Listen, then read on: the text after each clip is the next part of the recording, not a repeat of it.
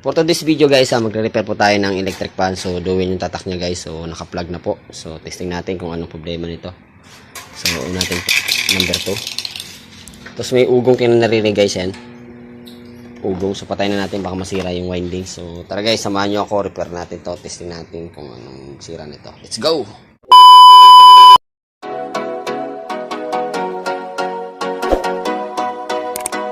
Ayan guys, so bago natin siyempre kailangan natin tester para check natin yung kanyang rewind ng electric fan kung good pa. Lagay lang natin sa continuity sa buzzer lang guys. So, naman natin yung natin. Yung buzzer hindi pala kita. So, pakita natin yan. So, may buzzer siya guys. So, testing natin yung kanyang guys kung meron siyang nababasang resistance or ohms. So, pinutin number 1 guys. Yun. Meron siyang reading na 412 ohms. Number 2. Meron din siyang 393 ohms. Tapos number 3. Ayan. So, delikado guys. Kasi hindi na ma-reading yung may putol to guys. So, tingnan natin kung rewind na talaga sira kasi hindi na mabasa yung resistance niya. So, tara guys, buksan na natin yung loob. Let's go! So, guys, so buksan na natin to guys. Tingnan natin kung Kasi parang tingin ko dito guys, rewind na yung sira niya. Kasi hindi na nga mabasa yung number 3. Pero nagagawan pa naman ng paraan yun guys. Kasi minsan putol lang. May putol na linya. So sana madugtong natin. Kasi ugong. Hindi mo kasi masabi guys pagka sira ng electric fan mo. May ugong capacitor. Kasi minsan kasi sa rewind din niya. Sira na rin yung rewind niya. So yun. So pagtanggal nito guys. Ganun lang. Hilain mo ito ng pwersa. Yan. Buksan natin dito.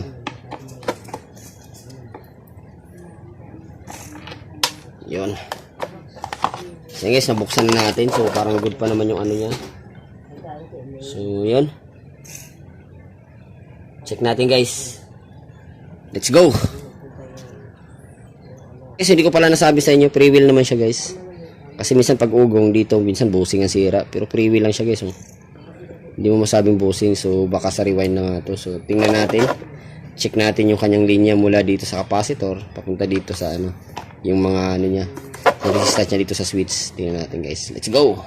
So yun guys, so check muna natin yung capacitor niya kung talagang wala na rin talaga yung capacitor niya. Kung good yung capacitor niya guys, malamang sira motor winding. Check natin. So naka UF tayo guys, so balatan lang natin to. Yan.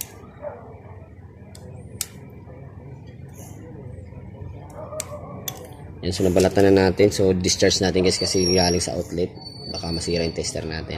Yan, discharge. So na-discharge na natin. Check natin yung kanyang capacitor. Ang capacitor nga pala niya guys ay 2 UF, so microfarad. So testing natin kung 2 UF microfarad to. So yan 2. So good pa yung capacitor niya guys. Yan, good pa. Yan, 1.9. Nakita niyo 1.9. Good pa yung capacitor niya. So dito tayo magpo-proceed. Malamang may sunog na motor. So bubuksan na natin to guys. Buksan ko muna to guys. Let's go. So guys, so buksan na natin. Tingnan natin yung loob nito guys. Ayan. Ayan.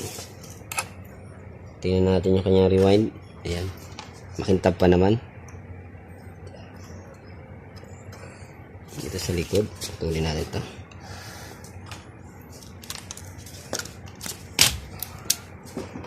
Ayan guys, sunog. Sunog guys, may sunog.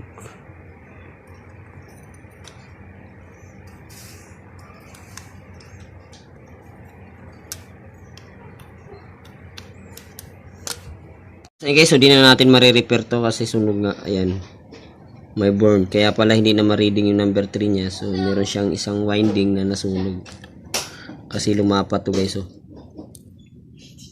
So yan, wala. Tingnan din natin kung may gawang paraan pa to. So wala talaga guys. Alcohol yan siya. So hindi na natin marirepair to. So change motor to guys. Ayan, change motor. Yun, yung karoon na ng burn yun. Burn. So wala, so hindi natin marirepair to. Kailangan palitan ng motor. So dito ko na siguro tapos yung vlog ko. At least nag-troubleshoot tayo. ng mga electric pan umugaw. So dito na ng vlog ko. Ingat kayo. Subscribe Astroboy TV. Sunog na. Palit. Winding. Let's go. Yun guys. Di na natin maayos. Sunog talaga. Yun o. Sunog. So change winding na yun guys. Pag ganyan sunog. Di mo na pwedeng remedyohan yan. Talagang wala na. So let's go. Tayo okay na po electric pan niya tayo. Ayan na po tayo. Pindutin natin number 1. Ayan. Okay. Pinalitan ko na ng motor yan. Bago na motor niyan. Ginamit pa nila eh. Sige tayo, bye-bye.